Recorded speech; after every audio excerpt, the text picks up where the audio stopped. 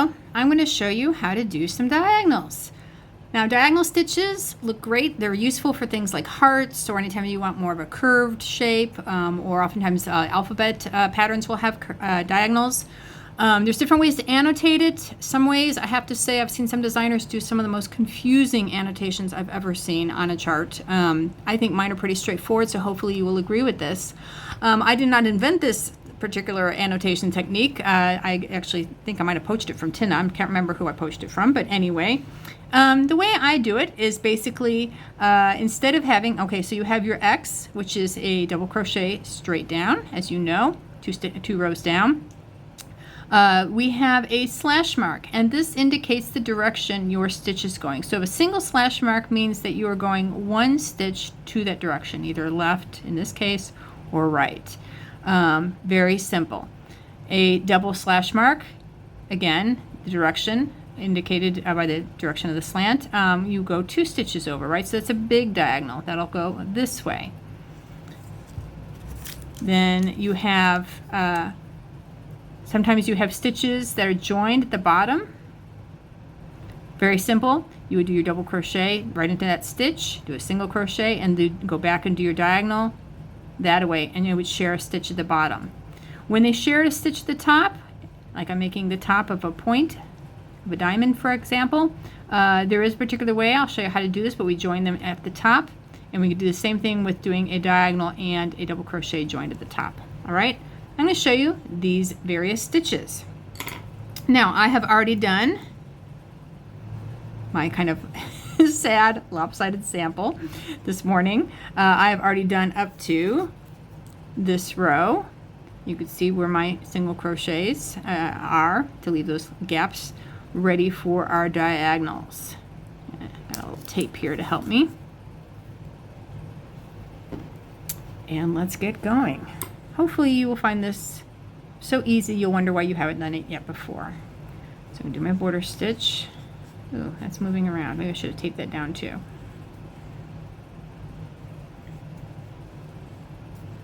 All right. Now, here's the thing with diagonals. As someone who I personally love to eyeball a pattern and just, I don't count. I kind of visualize it. With diagonals, you need to count. It's very easy to miss a stitch because of the stitches that are hidden behind the diagonals, as I will show you. So we have two single crochets and our first diagonal going one stitch to the left. Single crochet, and here we go. Yarn over, pull through two loops, pull through two loops. Ta-da! There is our lovely diagonal. Now, when I was saying, not a lot of people go, oh, but here we go, let's keep going. Nope, don't forget, you've got a stitch there, right, that you need to pick up. We've got 3 single crochets. 1, 2, 3. And now I've got a double, 2 stitches over, a long diagonal. Yarn over. I'm going to grab that, pull through 2, pull through 2. Okay, and again, I'm going to drop this down here for a second. Oops, I taped that really good. So good that it won't come off the page. Okay, I just didn't want it moving around. That was maybe not a great idea. Let's do this. Let's do this on top of our row that we're doing. That way we can kind of see. So I'm going to draw here. This might be helpful to do this and do that.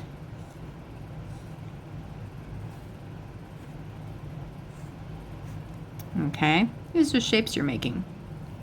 I just did this, right? But you'll notice there are nice fat double crochets underneath this. This is what's making this nice, and this is giving it a nice kind of base here. And we'll do some nice ones on top, which will fluff it up as well, right? So I want to make sure that I am actually still doing these stitches, even though they're now hidden. So I've got 4 single crochets. This is where counting is important. 1, 2, 3, 4. Now I've got just a regular double crochet,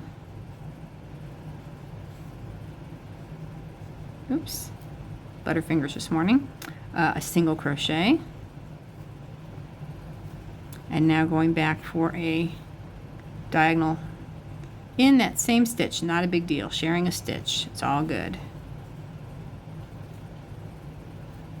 All right, that was what I just did. That stitch should stay empty, right, because that's where my double was. Here we go, 3 singles, 1, oops, 2,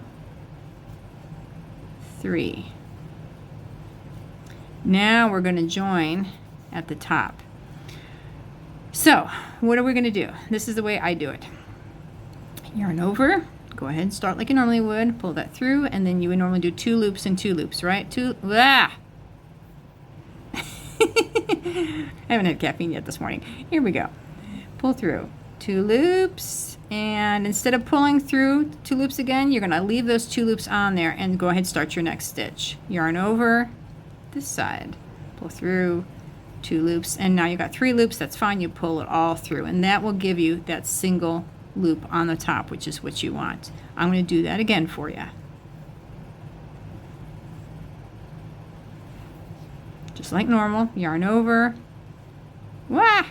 pull that through, and then pull through these 2 loops, and instead of pulling through those 2 loops again to complete the double crochet, you're going to start your next side. 1 and pull through all 3. All right, 1, 2, 3, 4. Again, here he is hiding right above that stitch. Don't forget him, otherwise you will be off in your count. 1, 2, 3, 4. All right, now I'm going to do a double, and I'm going to do a double crochet straight down. This would be like the bottom of a K, perhaps, would be useful for this. Yarn over. Again, we're joining him at the top. Whoa. Pull through. So pull through 2 loops and save those 2 loops, and go ahead and start your next one. Pull through 2 loops, and now we've got 3 left. That's fine, you pull through all 3, and then we're finishing our 3 single crochets. It's kind of awkward to work on a really small piece of crochet. It's easier sometimes with a bigger piece. This is just 26 stitches here. I'm doing my border stitch. Where's my scissors? Across the table, of course. All right. It looks a little weird, right? But we're going to do this next row on top of it, which is also important to look at and see. And you'll see how these things floof up a bit. Get my aqua yarn here. All right. 2 double crochets. How we're going to start as soon as I get my border stitch going here. I hope this makes sense. I know this is not a fancy video. I don't have pretty nails or rings, and you know, I don't have any cool music in the background. This is really basic, but hey, I'm staying in the frame for a change. That's progress. My videos tend to improve a little bit each time I make them. All right, 2 double crochets. Double crochet. Double crochet.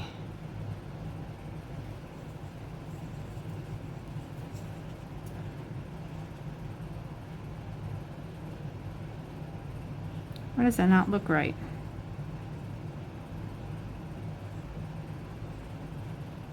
I don't know why it doesn't look right. I think it's fine. And then 3 double crochets. Now you want to make sure you are getting that little loop that's hiding behind your diagonal. They do hide.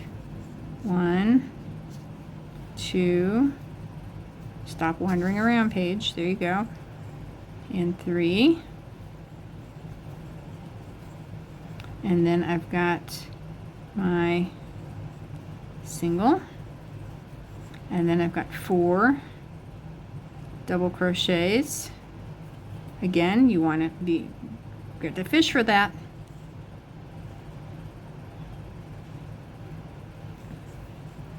1, 2, 3, 4, come here, and then I've got a single.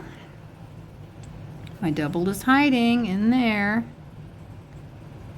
Oh, where is it? There it is. That's the hardest part about doing. Once you've done your diagonals, then you gotta kind of do your doubles around it, and this gives them a little support. 3, 1, 2,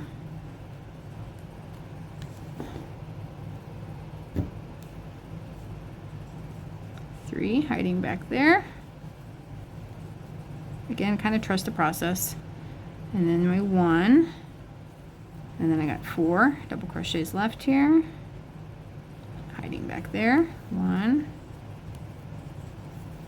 2. If you are not counting, it's be really easy. If you're just eyeballing it, you'd be like, okay, I'm done. Now I'm ready to do a single crochet. Nope, 4. You got another one back here to get. This is why counting is important. Take it from someone who hates to count. It is actually important for diagonals. And then we've got just 3 to finish this up. 3 double crochets. This is like the ugliest little sample. I don't know what possessed me to grab these colors, but whoop. And finish. And then we'll look at it. Boop.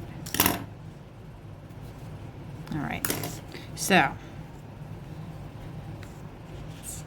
fluff it all up. Ta-da! See, now you can actually see these. These are nice. These are filled in. They're nicely supported. You could see the slight slant, the big slant. You could see kind of a whatever this kind of a V, kind of a V. And here's a little point, and then there's, like I said, like the bottom of a K. So there you go. By the way, this is a worsted yarn, and this is a 4.5 millimeter. I probably could have used a 5 to loosen this up. This is pretty tight here. But hopefully this shows you how to do diagonals, at least using my charts. And I think a couple other people use these charts. So don't be intimidated by them, and enjoy it. Great. Have a great day.